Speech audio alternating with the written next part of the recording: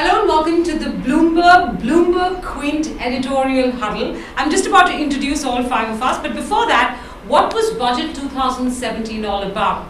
Was it the salve that India needed after the demonetization wound, or was it designed keeping an eye on the state elections that will start very, very soon? And will it be successful in dealing with some of the endemic problems that this economy faces? For instance, crowding in private investment or boosting consumption. Well, to answer all of those questions, I have with me the managing editor of Bloomberg News India, Arijit Ghosh, the executive producer of Bloomberg India, Harsha Subramaniam. I have the banking, finance and economy editor of Bloomberg Quint, Ira Dugal, and the national news editor of Bloomberg Quint, Sajid Mangat. Let me start first with you, Arijit. Really, we've been trying to spend the last few hours saying, is there a theme to this budget that, we have not been able to recognize or we ought to recognize? Is that theme demonetization? Is it elections? Or is it just the first of those budgets that will now, in a sense, make budgets less and less important, as an editorial thing? Thanks, Minika. We actually spoke to a number of people after the budget, and the theme, it seems, is the rural economy, which even the finance minister talked about. What people are telling us, for example, Uni Krishnan, the managing director of Thermax, told us that it will probably help boost jobs, considering that he has cut the tax for small companies by about 5 percentage points. And that probably affects about 96% of That's what the FM said as well. And that will probably also impact about 40% of India's workers. So, if you see just before the elections, 4 or 5 days away from now, it's a good feel-good factor for the government that, they have managed to reach out to so many people. But we'll see, as we were discussing earlier, does it actually help attract investment into the country? So that's the question that probably be answered in the next few days, few weeks, I would think. Okay. Was it a feel-good budget then, Ira? Because, I think Arijit referred to the cut in corporate tax on small corporations. There was the big giveaway on the income tax front for the lowest income slab. That's those earning between 2.5 to 5 lakh per annum will now have to pay 5% tax and not 10%, which was the earlier rate. Was it the feel-good budget? Did you think that the numbers to add up to a feel-good budget? I think it was a realistic budget in a macro sense. One fear going into this budget was that you would overestimate growth both in the last year and in this year, and hence all your numbers would be out of whack. They actually haven't done that because the nominal GDP growth number that they've taken for next year is 11.75%. If you budget inflation between 4 and 5%, you get somewhere between 6.75 to 7.75, which is not a bad number to go with. So they're being realistic about what growth is going to be. They're not pump priming to the extent where they have let go of the fiscal targets either. They've expanded, stretched a little bit to 3.2. They haven't gotten to 3, but 3.2 was acceptable. So I think it's a realistic budget. They may have been trying to create a feel-good, but they haven't done it at the cost of finances.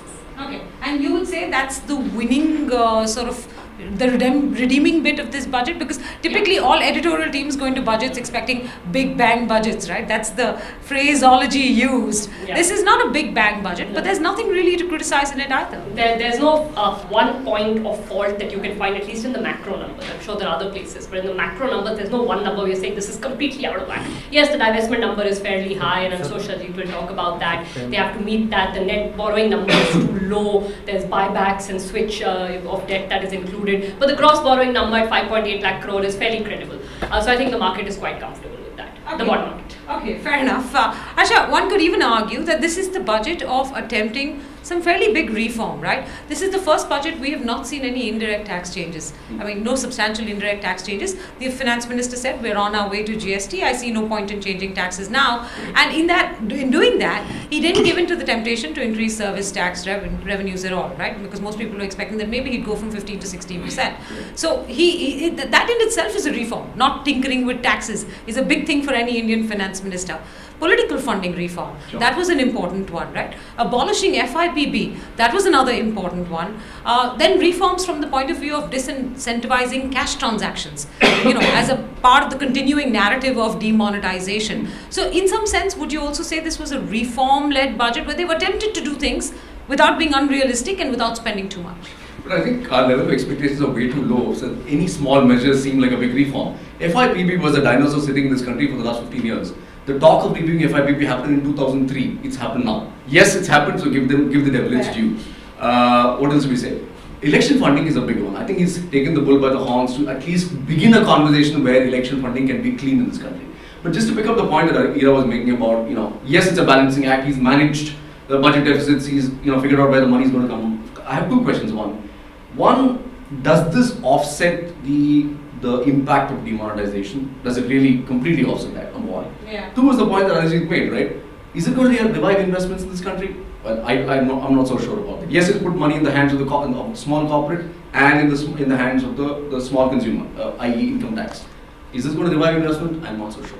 And I don't see big bang reforms. I don't see new ideas in this budget. It's no negative news, therefore good news.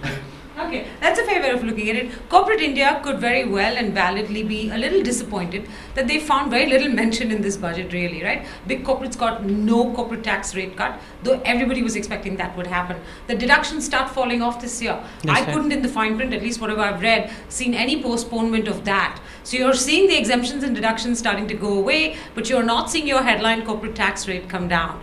There is no real tangible effort to crowd in private investment. The only sector that seems to have benefited, Sajid, in any big way was the housing sector. That's really, right? One could link housing to rural economy, to lower income earners in the country, and say it's a budget designed for the poor, therefore it's a budget with an eye on elections and a budget that hopes to sort of rub some salve on the demonetization boon. Is that the conclusion we should reach? Yeah, that should be the conclusion from a market's point of view as well, because if you look at the markets today, the Sensex and the Nifty climbed nearly 1.8%, and all the sectors are up except for IT and pharma.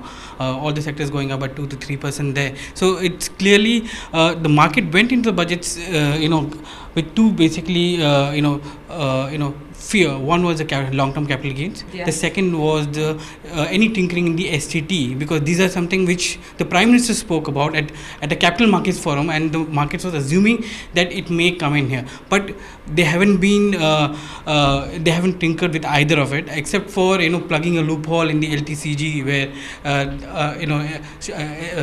LTCG was used for avoiding taxes. They have come out and plugged that loop. But look at the STT receipts which are expected. They're assuming a 6% jump in STT to 7,700 crores. That's which means very moderate, which means that they see the markets to be also range bound, and you use that to see how the corporate tax is expected to grow. They are assuming corporate tax to go by 5%.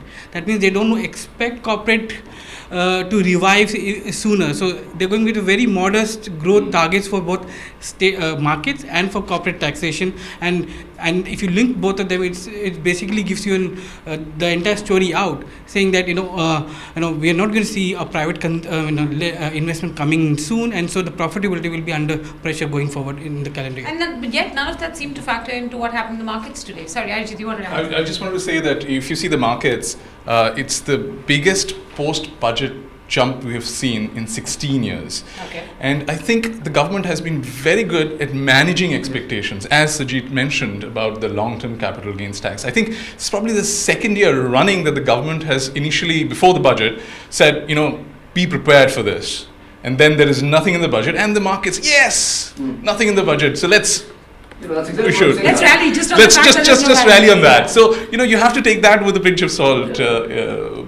How the government actually manages expectations for the market, I would think. Okay, disinvestment target, Hira brought it up. Look, this feeds into how realistic their numbers are. So while their growth estimates may be realistic and some of their tax revenue estimates may be realistic, are they really going to be able to achieve 72,500 crore rupees in disinvestment, including the strategic disinvestments they want to do? Because let's admit it, the last couple of years, they've really not met any of their disinvestment targets. So, only 5 years since 2008. Only 5 years they have met this investment target. Only 5 years since 2008 has the disinvestment target been met. Yeah. So if you look at the numbers, we went with a budget estimate of 50,000 crores for the divestment for FY 16-17. They've revised it to 40,000 crores. Downwards revision to 40,000 crores. But they've upped the entire divestment target to 72,000 crores for FY 17-18. And they've given a breakup of, they expect all the 5 general insurance companies to list. So they're going to get 11,000 11,000 crores from there. Strategic investment will bring in 15,000 crores, and remaining would be through ETFs, third tranche of ETFs, and a lot of public sector companies are going to be 100% divested out, at least 4 or 5, including Pawan Hans and all. So that is something which is going to come in. So they are expecting around 40,000, 45,000 crores from divestment from those, 15,000 crores from strategic investment, and 11,000 crores from the insurance companies. But the big thing is that the government is also going to bring in the railway companies here, IRCTC, which is very high, which is a very transaction oriented, highly profitable company. The largest e-commerce player. Largest in the e-commerce world, I place, think, in terms yeah, of, and ticketing. The question I have for that is, are the companies ready to be listed? Do they have their finances in order? Will they be able to sell those companies in the financial year? I don't know. Fair question. Yeah. You know, you always ask that question, but all the public sector companies are under MOU with the central government of performance, and they have to meet this performance guarantee. It's not performance, it's financial disclosures. Exactly. Not, It's and the the financial disclosures are anyways available on the website. So if you look at some of the raised a good websites. point. One second, I just want to bring this in. You said from a bond market point of view, this was a fairly neutral budget, right? Yeah. Can I challenge that, Ira? Because the fact is, 72,500 crores by all measures sounds like an ambitious, aggressive disinvestment target. That's one issue. Number two, they've estimated growth at realistic terms, but the honest truth is, in this country right now, we're working on 6-month data. We really don't know what the full impact of demonetization has been in Q3. We definitely don't know what it's been in Q4. While the broad consensus right now that seems to be building is that the recovery is going to be better and sharper than we had earlier anticipated, we still really don't know what the numbers are. And the truth is, the impact on the informal economy might take a lot longer to feed into any kind of growth numbers. So if your headline GDP number actually comes in lower than estimated, if you don't meet your disinvestment targets, if you're not banking on a big corporate recovery, your tax revenue targets are fairly moderate in that sense, then what are the chances that you're not really going to meet that 3.2% fiscal deficit number? I mean, it's possible. It's definitely possible. A couple of points. Firstly, on the demonetization, I think as the processes move forward, even the skeptics have started to say that the recovery may be quicker. There are some data points. The earnings have not been as bad, although you can argue that the expectations were so low that they're just better than expectations. But take the PMI number, which came in just before the budget was announced today. At 50.1, after 2 months of quick contraction, it's rebounded. The core sector numbers came in yesterday. Those were fairly healthy as well. So it's telling you that perhaps the formal sector impact, and the formal sector is where the revenue is going to come from largely, right? So the formal sector impact may not be that large. So that's one part of the story. The second part of the story is, where does the GDP number settle? I think it's anybody's guess, but 6.75 is not an unreasonable expectation, even on the lower end. So they have even budgeted for that. So that's one side of it. Divestment, every year they miss the divestment number. Maybe the market has already taken it with a pinch of salt. Yes. You miss 40,000 crores, Absolutely. so you miss it by 10,000, 15,000 crores is okay. Yeah. You've estimated 72.5 thousand crores. Yeah, on the center's gross borrowing side, there is another source of comfort which has come in over the last couple of years since the 14th Finance Commission recommendations were implemented. That's the National Small Savings Fund. Because of change in regulations, they don't have to invest in state bonds anymore. So some of that money has been going directly to buying central government bonds, which reduces the central government's borrowings from the market. So I think the gross borrowing number for them to exceed it by a large quantum seems unlikely.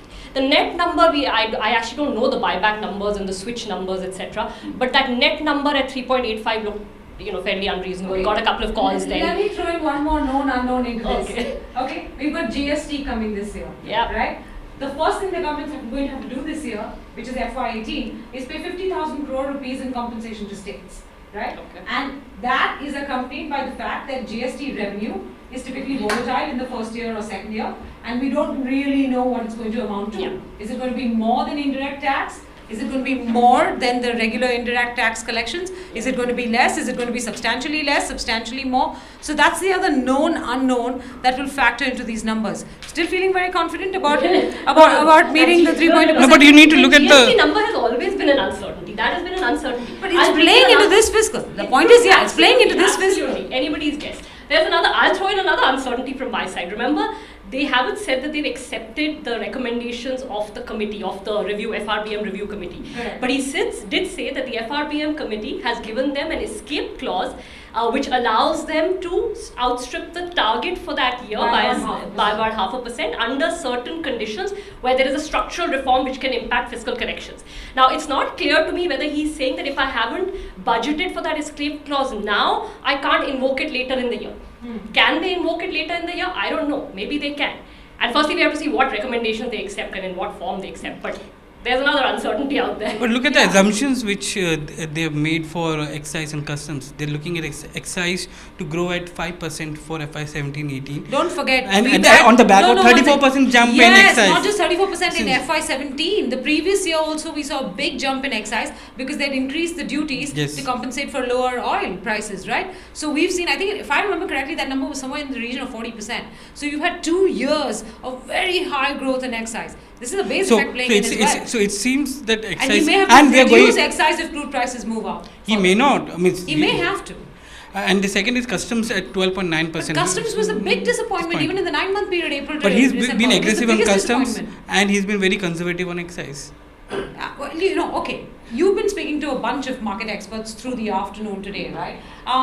We've got a bunch of headwinds in the external or global economy as well that's playing into this. Fund flows that are moving away from India to the US.